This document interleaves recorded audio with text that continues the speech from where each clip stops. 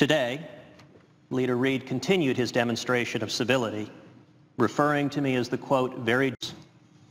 Today, Leader Reid continued his demonstration of civility, referring to me as the, quote, very junior senator from Texas.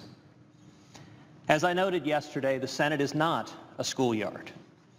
Setting aside the irony of calling someone a bully and then shouting them down when they attempt to respond, today I wish simply to commend my friend from Nevada for his candor. Yesterday, I expressed my concern that sending the budget to conference could be used to pass tax increases or a debt ceiling increase through reconciliation, a backdoor path that would circumvent the long-standing protections of the minority in the Senate. And I observed that I would readily consent to the leader's request if he would simply agree that no such procedural tricks would be employed. It is perhaps rare for a so-called bully to offer to waive all objections if the other side will simply agree to abide by the rules. But I commend the majority leader for his response. He did not disagree that he hoped to use reconciliation to try to force through tax increases or a debt ceiling increase on a straight party line vote. He did not pretend that his intentions were otherwise. When the economy is struggling so mightily, as it is now, for the past 4 years our economy has grown at just 0.9% a year, it would be profoundly damaging to millions of Americans to raise taxes yet again, on top of the $1.7 trillion in new taxes that have already been enacted in the last 4 years. And with our national debt approaching $17 trillion, larger than the size of our entire economy, it would be deeply irresponsible to raise the debt ceiling yet again without taking real steps to address our fiscal and economic crisis. If done through reconciliation, the majority could increase taxes or the debt ceiling with a 50-vote threshold, rather than needing 60 votes.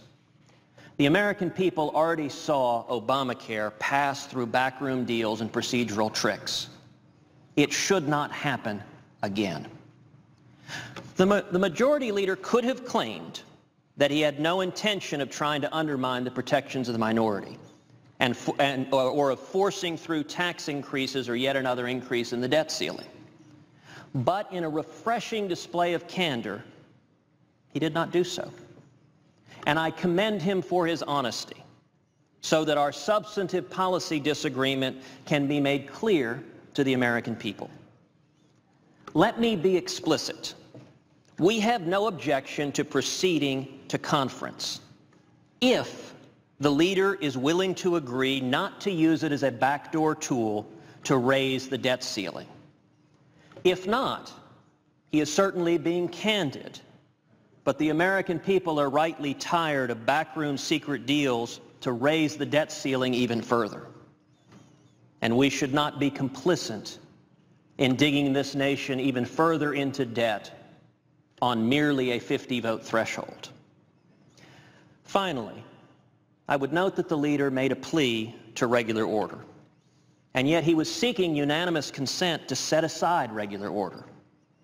Granting that consent could open the door to even more tax increases and crushing national debt. And in my judgment, the Senate should not employ a procedural backdoor to do so. For reasons unknown, the majority leader deemed my saying so out loud as somehow, quote, bullying. Speaking the truth, shining light on substantive disagreements of our elected representatives is not bullying.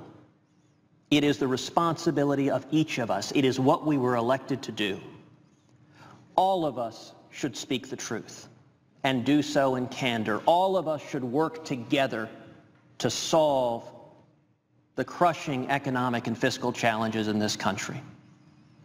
All of us should exercise candor, and I commend the majority leader and thank him for his willingness to do so. I yield the floor.